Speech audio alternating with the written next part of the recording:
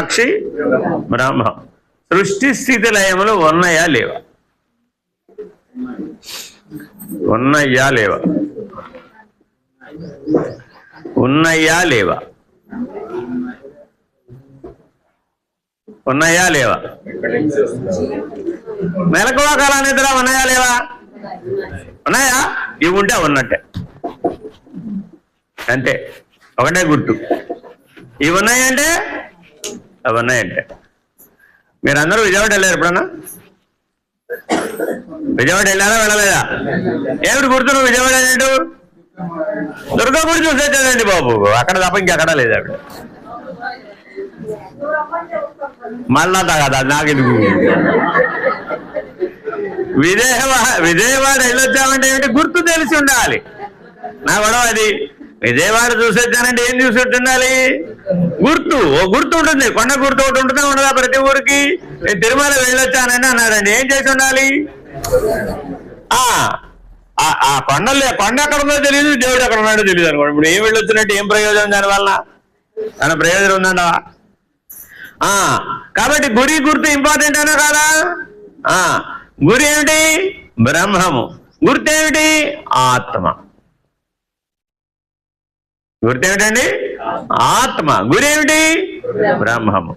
ఈ రెండు ఒకటా వేరు వేరు? ఇక్కడ సాక్షి, అక్కడ సాక్షి. ఇక్కడ కదలని వాడే, అక్కడ కదలని వాడే. ఇక్కడ మారని వాడే, అక్కడ మారని వాడే. ఇక్కడ కలవని వాడే, అక్కడ కలవని వాడే. ఇక్కడ పురుషుడే, అక్కడ పురుషుడే. ప్రకృతి కాదు.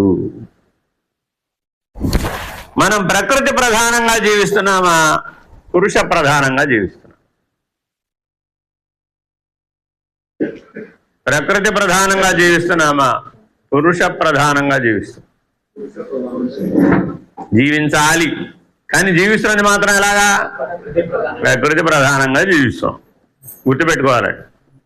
మనం అందరం పంచభూతాత్మకమైన ప్రకృతి ప్రధానంగానే జీవిస్తున్నాం కానీ పంచభూతాలకు సాక్షి అయినటువంటి పురుష ప్రధానంగా మనం జీవించడం లేదు. ఎందుకని?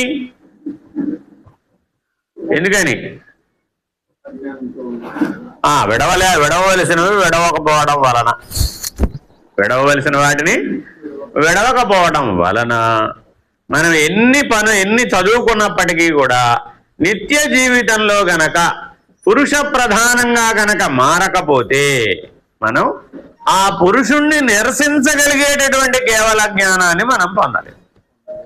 కేవల జ్ఞానం అంటే ఏంటి?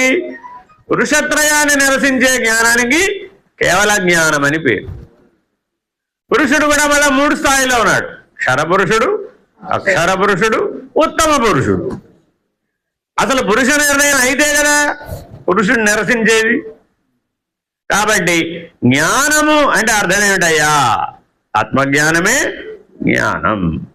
జ్ఞానాతీతం అంటే ఏమిటయ్యా? బ్రహ్మజ్ఞానమే జ్ఞానం. మరి జ్ఞానాతీతం దగ్గర ఆగిపోవచ్చా? అవసరంలా. ఆత్మాతీతం. ఆత్మాతీతం. నెక్స్ట్ లెవెల్ ఏంటండి? ఆత్మాతీతం. ఆత్మ అన్నప్పుడు దేహం ఉండాలా అక్కర్లేదా?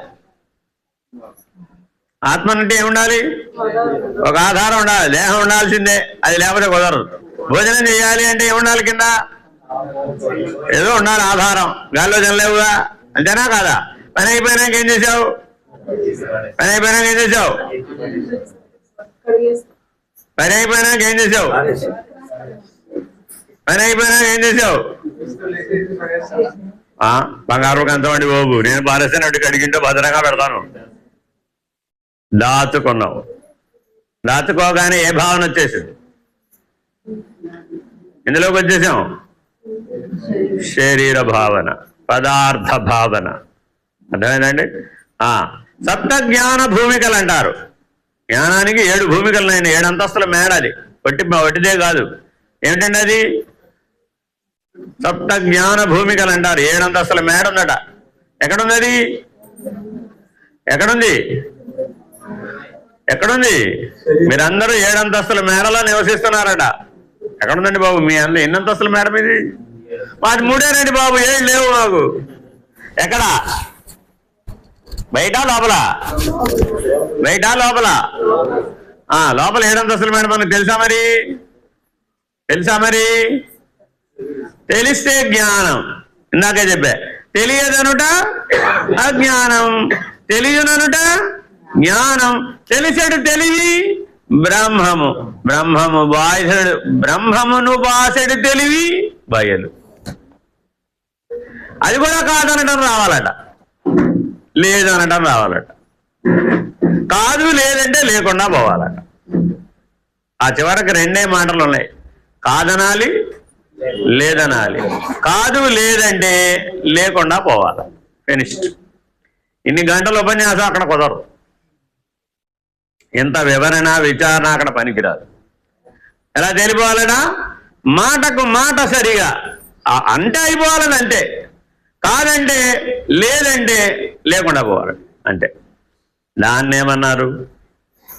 కేవల జ్ఞానం అన్నారు. దాన్ని ఏమన్నారని ఇప్పుడు? కేవల జ్ఞానం. ఆ కేవల జ్ఞానంలో రెప్పపాటు సూచన, మౌన వ్యాఖ్య ఏముందండి అక్కడ ఇప్పుడు? దక్షిణామూర్తి గారు మనందరికీ గురువు గారేనా కాదా? గురువు గారేనా? ఎలాగా? అదేంటండి రాత్రి ప్రశ్న మీకు నేర్పడా లేదా? నేర్పలేదా? అయ్యో, ఆయన ఎలా నేర్పుతున్నట? ఆయనదో ప్రత్యేకమైన శైలి. ఏమి మాట్లాడడం, మైక్ అక్కర్లే, ఏర్పాట్లు అక్కర్లే. ఎప్పుడు ఏం చేస్తాడు?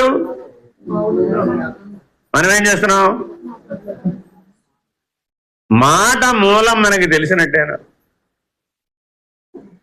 మాట్లాడగలిగింది మనిషి ఒక్కడే అయినప్పుడు మాట ఎలా వస్తుందో నీకు తెలుసా? మాట అందరూ మాట్లాడుతున్నారు, మాటకు మూలం ఎరిగితివా? ఎరుక అంటున్నారా లేదా? అచల సిద్ధాంతంలో విరివిగా వాడబడేవి 2 మాటలు, బయలు ఎరుక, బయలు ఎరుక, బయలు ఎరుక.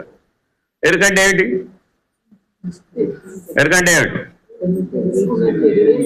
ఇంకెన్నన్నా చెప్పచ్చు. దేంతో ప్రారంభం అంటే మాటకు మూలం తెలిస్తే నువ్వు ఎరిగినవాడు. మాటకు మూలం తెలియకపోతే ఫినిష్, గాన్.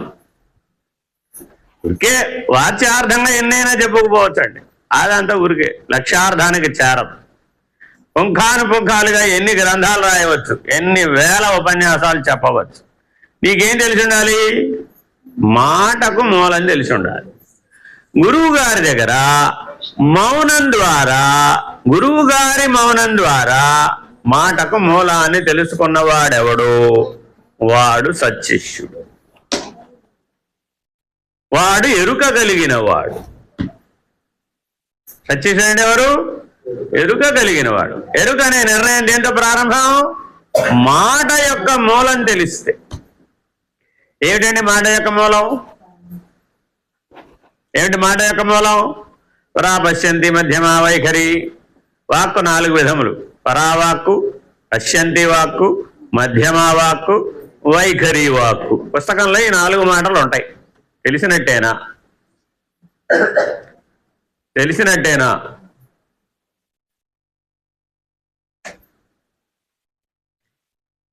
గురువు గారి దగ్గరకు వచ్చి 15 ఏళ్ళు అయిపోయింది, 20 ఏళ్ళు అయిపోయింది, 30 ఏళ్ళు అయిపోయింది. వాక్కు మూలం తెలిసిందా? తెలియలేదా? తెలిసిందా తెలియలేదా? తెలియకపోతే ఎరుక మూలం, ఎరుక కలగనట్టే. ఎరుక అనే నిర్ణయం దీంతోనే ప్రారంభం. సరే, ఇది ఎవరికైతే తెలుస్తుందో, పరావాక్కు ఎవరికైతే తెలుస్తుందో అతడు నాదస్వరూపుడు. ఏ స్వరూపుడు అండి?